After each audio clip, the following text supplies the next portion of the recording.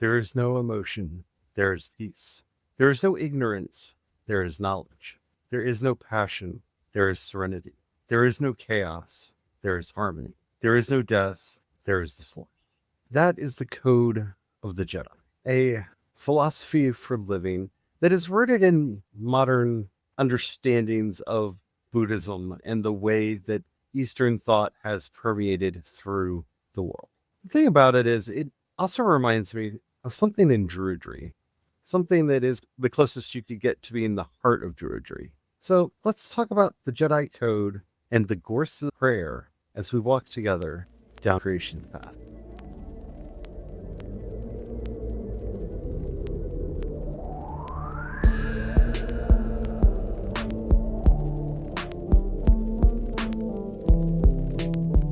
Hello everyone, my name is Charlie. I am a Christopagan Druid and Priest of Bridget. Hello everyone, my name is Brian. I'm a Christopagan Druid and sous chef to the dogma. Today we are going to be talking about the Jedi Code, the philosophy behind it, and how it relates to the Gorsedd Prayer and what the Gorsedd Prayer is. But before we get into any of that, if you haven't already, don't forget to like, subscribe, follow, whatever the terminology happens to be on the app that you're listening to us on. We do 5 original Christopagan and Druid episodes Monday through Friday. You don't want to miss a thing because we've got a lot of crazy stuff coming up. It is Star Wars month after all. It's supposed to be a week, but it's a month now. So much. It's Star Wars every day. So let's just get into it now, shall we? The one thing that I notice more than anything else is how people misunderstand the Jedi Code. I think that this is both in people who are approaching Star Wars as well as characters within the Star Wars universe not understanding the Jedi Code. It is not a blanket denial, as in with there are no emotions, then emotions are not real. The point of the Jedi Code, like a lot of Buddhist prayer, is to remind us of the basic underlying reality that is there, the ground reality that is there. For example, in one form of Buddhist prayer, you would say, I behold and know my emotions. I am not my emotions. I behold and know my mental formations. I am not my mental formations. I behold and know my senses. I am not my senses. You would go through all of the 8 aggregates, and then you would say, I am the knower. I am the witness. There is no knower. There is no witness. The point of this is to try to strip back to this understanding of the basic reality that everything else sits upon, that everything rides upon. So in the Jedi Code, when we see things like there is no emotion, there is peace, it's not that you do not have emotions, it's that those emotions are disturbances in the water. They're not the water itself. There is no ignorance, there is knowledge. It's not that there is nobody who doesn't understand something, it's that the knowledge is there for anyone to have access to, and so on and so forth down the list. And I see a lot of people completely misunderstand that and think that the Jedi Code is about being non-feeling. It is about a certain kind of detached observance that I have an emotion, I am not an emotion. Yeah, so many get that, even characters in the setting, and we see that the Jedi Order struggles with that, where they try to have this entire detachment from their emotions, especially emotions like love. They're being told to abstain from it, and it really feeds a lot of these problems. That's right there in the language. There is no emotion, comma, there is peace. So even just in a straight reading of that, these two are together. Like you said, that they're not supposed to be their emotions, but they can have emotions. They can have love. They can have even their anger. They're not supposed to deny their anger. They're supposed to bring peace to their anger. I think that's where we get to see a lot of that failing, especially during the Clone Wars, like when Yoda's expressing concern about the younger ones giving in to their anger and becoming their anger over the situation, over what they're seeing and what they're experiencing, and having to experience war. Detachment is a tricky topic to discuss because it's about not holding on. It's not about not having. There's a difference between casting something out or banishing something from you and being not attached to it. That's what detachment is about. The lessons we're supposed to learn through detachment is to not hold on to things. Yes, anger can arise, but anger needs to be let to flow down the river and not held on to, right? Emotions rise and fall. And this is even for the emotions that we would call beneficial or good. Love arises and falls. It's momentary. All emotion is momentary. I see a lot of relationships collapse and fall apart because that initial emotion, that initial passion that we had when we first got together just isn't there anymore. Of course it isn't. That was for the moment. The whole point is to move from, as the prophet says, from love to love, from passion to passion. You move from one state to another, and you always have to be kindling this fire. You always have to be building something new, because the old will pass away. It will always pass away. It will always go away. And to assume that I was happy yesterday, but I'm not happy today, therefore happiness isn't real. It's that happiness is momentary. This is something that really gets reinforced in Druidry and in Christopaganism with observing the cycles and the seasons. Part of that observance is to remind ourselves that we're going to be moving from moment to moment. Life is constantly changing. A lot of those changes are out of our control. And it's important for us to be able to move along with it. That's why we spend so much time with plants, because plants remind us about this growth and fruiting, harvesting, and dying cycle, but coming right back again next spring. Everything goes in a cycle. Our emotions, our lives, our days, sometimes even our hours go in cycles. And that is the wisdom that is supposed to be contained in these words. And it's something that I've seen a lot of modern commentators miss when they are talking about the Jedi Code, and also something that I see within the text itself of how the Jedi themselves misunderstood and misused the code. Because we're not supposed to deny our emotions. We're not supposed to deny our feelings. We're not supposed to deny chaos. They exist. They are out there. It's remembering to stay rooted in that basic piece. Because if you've practiced meditation for any extended period of time, you start to see these basic levels that are mentioned in here. There is this basic peace, this basic knowledge, this basic serenity, this basic harmony. Thich Nhat Hanh talks a lot about the basic goodness, right? These are the basic levels that when you strip everything away, when you are able to put everything down, this is what's there. You enter into that basic joy. And this is a really powerful insight that, if lived well, can help us in everything that we do. When I look at this from a Druid lens, I see this: there is no emotion, there is peace, right? There are no waves, there is just the ocean, right? Yeah, think of the tide and the tide going in and out, the waves of the ocean, etc. Yeah, you can get caught up in how much force, chaos, and just raw the wave is as it comes roaring in and pulling back out. But in reality, it's all the ocean. I might, for the second one, say something like, there is no darkness, there is only Awen or Embas, right? Because we can always find that inspiration. That inspiration is always there, that it is always available to us. It is always accessible to us. We just choose not to see it. I might also put the word fear in here, that there is no lie, there is only truth, right? There is truth, because that truth is so core to our sense of identity and who we are, that the lies are, so they need to be scraped off. They're a crud that gets attached to things and that are not actually there. They're something that needs to be removed, something that needs to be pushed off. There is no passion, there is serenity. I wouldn't change a word of that. Yeah. We might, to make it more metaphorical, say something like, there are no storms, there's just the wind, or something like that. But that's just making it prettier with a bit more of a metaphorical flair, right? There is no chaos, there is harmony. Now, this again goes into this idea of fearing, this idea of everything seems chaotic, but it's people either denying their truth, denying the truth of others, and struggling and striving in that chaos in between. But the truth is there. If we really seek out and find that truth, that actual true level, and live there, that is where harmony is. And there is no death, there is the force.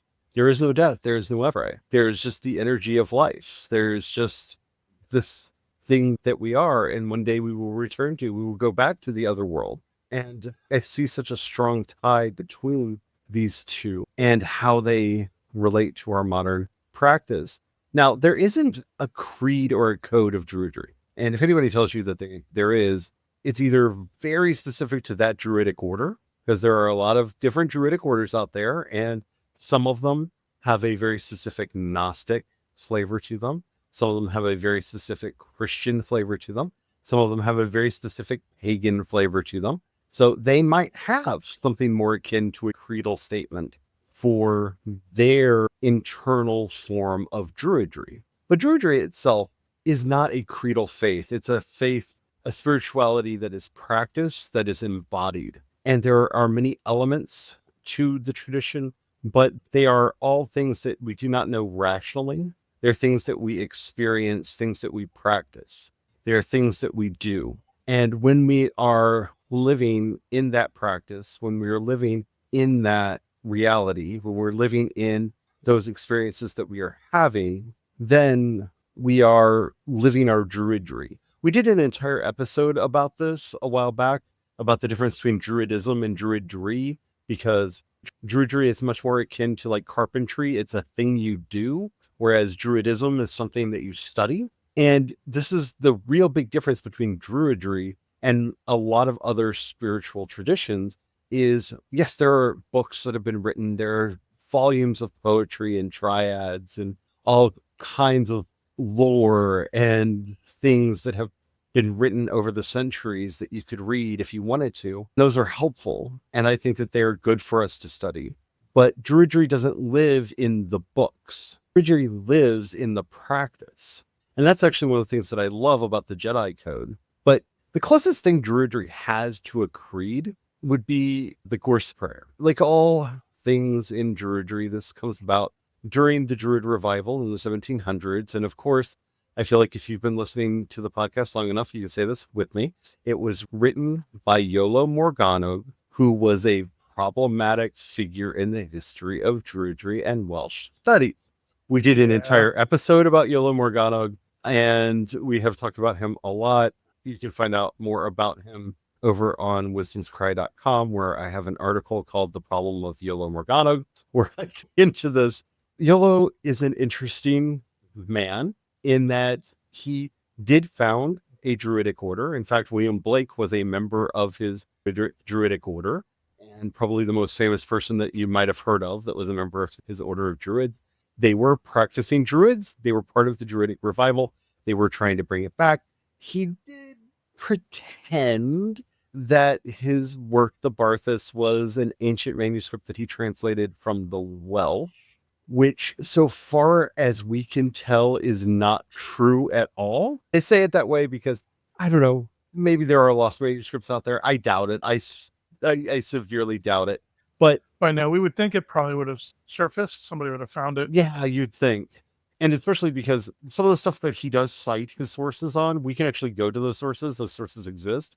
And the text that he says is in them isn't in them. But some people call this a hoax. I don't know how much of this was a hoax on his part and how much of it was how he wrote his spiritual writings, his understandings of Druidry down, because it was the tradition at the time to claim that whatever you did was ancient and from the past. This is the time of the Russian revolution that was happening in occultism, where they were claiming to go all the way back to the Temple of Solomon. All of the stuff was, you always put it into the mouth of someone from the olden times. So how much he was just playing the game and how much of it was a knowing deception, I don't know. I think that's up for personal interpretation. But in this book, he includes 7 versions of what he calls the Gorsedd Prayer. Now, a Gorsedd is a gathering. When all of the Druids come together, we gather together in a Gorsedd. And this is the prayer for opening one of these meetings of the Druids. The reason I say that this is the closest thing we have to a creed is most, not all, but most modern Druidic orders use a version of this prayer or one of the other prayers that were in this chapter. Like I said, he includes many versions of this, but this is the most common one. Grant, O great God, your protection, and in protection strength, and in strength understanding, and in understanding knowledge, and in knowledge the knowledge of justice, and in the knowledge of justice the love of it, and in that love the love of all existences, and in the love of all existences the love of God, our our mother, and all goodness. This is the closest thing we have to a creed in Druidry, and in so many ways is the closest we have to the Druid Code. Because this is what we are trying to do. We are here to be protectors of the land, protectors of the community, protectors of the less fortunate. All of the Celtic cultures, from the Welsh to the Scottish to the Irish, have a very strong tradition of standing up for the oppressed. In fact, John over at the Irish Pagan School just did a wonderful, wonderful deep dive into can you be Irish and a racist, and how the constructed idea of Irish cultural identity really is incompatible with racism in so many ways. It's a fascinating, interesting. If you haven't seen it, go see it. They do wonderful work over there. But there is this idea that we are always here to protect. We're here to help, to save, to guard. And so we start in this place. We are here to protect truth. We're here to protect sovereignty of the individuals, of the community, and of everyone, not just our own, because our sovereignty is only secured through the mutual sovereignty we have with others. And so that is our start. And in sovereignty strength, that is where we draw our strength from, our power, our ability to live safe and whole lives.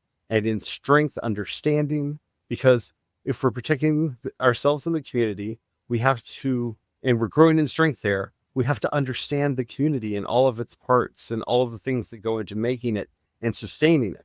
And in understanding, knowledge. The more we understand, the more we know. And I like that it starts with understanding and then goes to knowledge. There's a lot of that learning process really does follow that process. You learn something, you understand it, and then through experience, you become knowledgeable on it.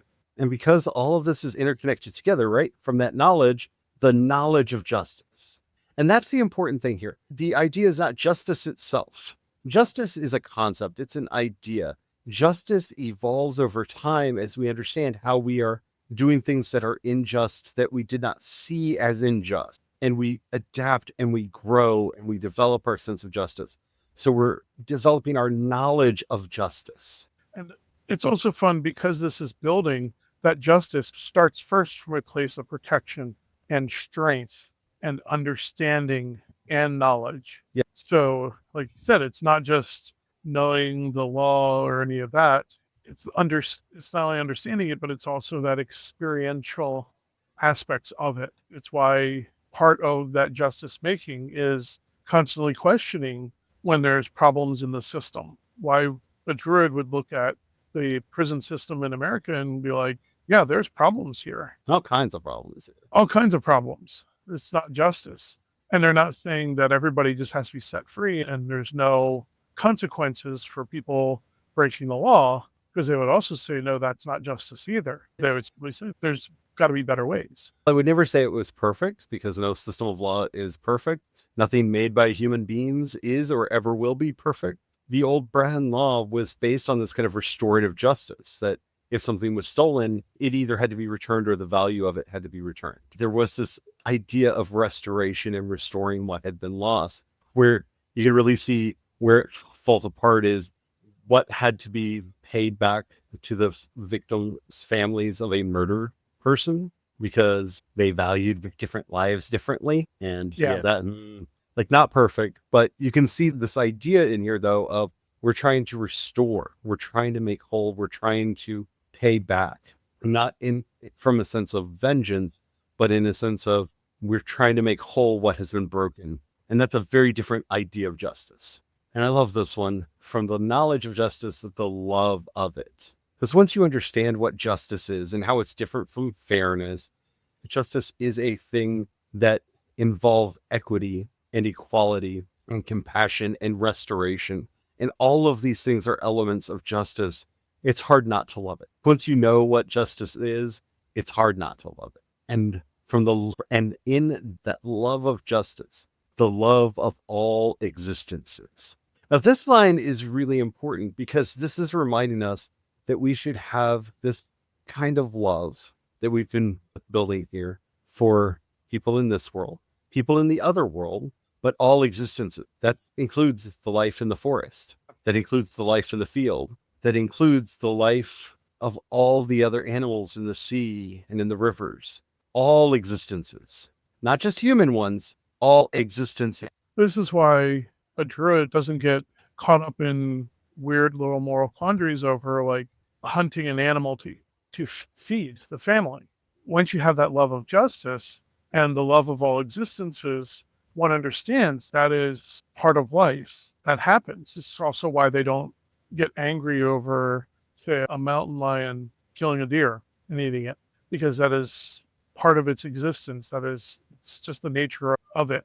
But if you're just trophy hunting, yeah, if you're just killing to kill, if you're just digging up the earth just to put giant holes in it, or trying to get one little rock and you're digging up entire acres for one little rock, that's destructive. That's no longer operating out of justice and the love of justice and it's and the love of all existences. And it's remembering to keep all things in balance. Yes, we need to protect the forests. Yes, we need to protect the waters. We also need to protect the less fortunate. And that means we need tools to help the hearing impaired, such as some of the technology that's come around for auto captioning. That's very important for us to be able to support those technologies so that people who are hearing impaired or have some cognitive blockages where it's helpful for them to see the words, they can see the words.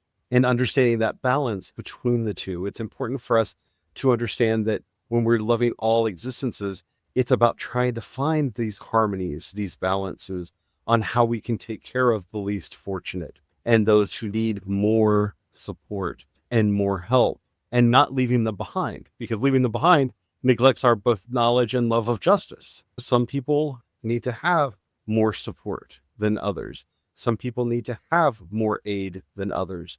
And if we are truly going to love justice and practice justice and love all existences, we have to find that balance. And in the love of all existences, the love of God and of all goodness. And this, of course, is the understanding in Druidry. Goodness and godliness are equal. If you're doing harm to others, that is not a godly act. If you are acting in a destructive mode, that is not a godly act. And this is the closest thing that we have in Druidry, like I said, to a creed. And I look at this and I look at the Jedi Code and I can see there is no emotion, there is peace. No, there's no emotion.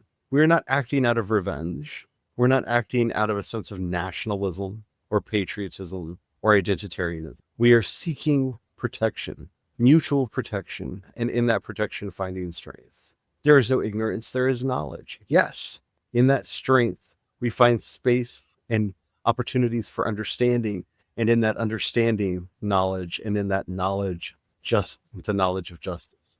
There is no passion, there is serenity. That is what justice is. It's that oft-quoted line, I think, from Aristotle, right? What is it? Passion is, the law is justice without passion, or something like that. The law is justice free of passion. I'm sorry, the law is reason free from passion. There we go. The law is reason free from passion. So according to Aristotle, this is what he says, ideally, the law is reason free from passion. It's our ability to understand and do so in a way that doesn't bring in thoughts of revenge or violence or hatred or malice. There is no chaos, there is harmony. And in the love of justice, we find the love of all existences. And we can love the storms for how they bring nitrogen to the soil. Every time lightning strikes the ground, the earth is renewed and the nitrogen cycle is restored and balance is brought to the land. Every time the waters flow, new life is put into the land. The winds, they can be destructive, they can be harmful, they can do damage, but they're also renewing the earth. They're also balancing the atmosphere. There's so much in there. And learning to live with an acceptance of that is helpful. There is no chaos, there is harmony. That is the love of all existences. There is no death, there is only the force. And in the love of all existences, the love of God and all goodness. Yeah, I see a parallel between these two. It's one that you have to practice Druidry a little bit to understand and see, maybe, but it's there. And this is the underlying current that guides either a Jedi or a Druid in the work that they are doing. It is the power that animates us and the hope that keeps us going. And it's one of the things that just keeps me coming back and back to Druidry, because I love Irish paganism. I really do. And my heart is there. But this larger school calls to me as well because it has found paths to its own wisdom. I think we need to heal it. I think we need to bring back in a lot of what was lost in its severing from its roots, because most of these people, Morganwg was a Welshman who was one of the greatest scholars of the Welsh language. So he is bringing in that Welsh culture in here.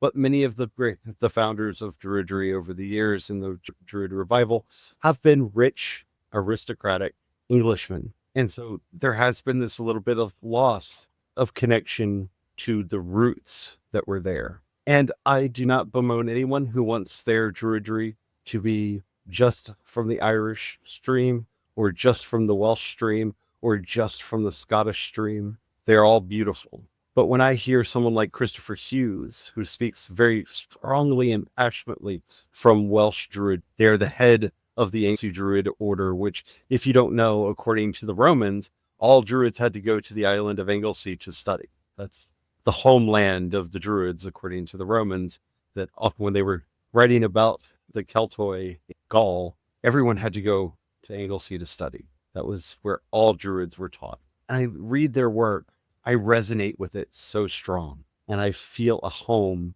in those beautiful Welsh teachings.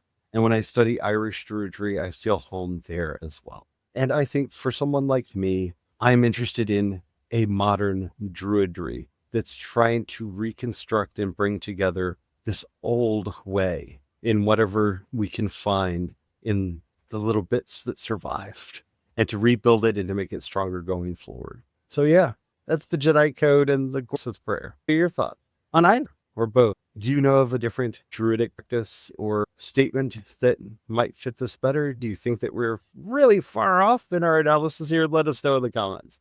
If you're listening to us on YouTube, Spotify, or CreationsPaths.com, you can leave a comment right there. If you're listening to us anywhere else, even if they say you can leave a comment, they don't let us know. So leave a comment there anyway, because engagement is magic. And then head over to CreationsPaths.com, click on chat, you can leave a comment there, and we'll be able to see it and get back to you. While you're there, if you happen to have a few dollars you can pass our way, we offer monthly and annual memberships. You can also support us on Patreon and Ko-fi. I am CE Dorset on both. You can also support us using the Cash App hashtag CreationsPaths. That's such a tongue twister every time. Thank you to everybody who does that. If you really help us keep the lights on, keep roofs overhead, and food on our table. If you don't have any money right now, or you're not sure we're the kind of people that you want to give your hard-earned treasure to, I completely understand that.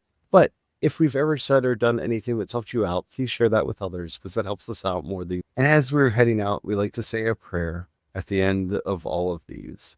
And just because of where I am in my mind right now, I'm going to say a prayer to a Welsh moon goddess that we don't talk about all that much, because we spend so much time talking about Bridget and the Dagda and the Irish pantheon. Caradwyn, who ordered the brew of Alwyn to be made for her son Morfran, so that he might have wisdom in abundance. Who in a rage chased Taliesin, who stole the Alwyn, consuming him and giving birth to him, so that he might have his new life as the brilliant and wise Druid that he would become. Help us as we walk down the path to enter the dark places and to be reborn in the wisdom and strength filled with Alwyn, that we might bring peace, justice, and protection to this world. Amen. Amen.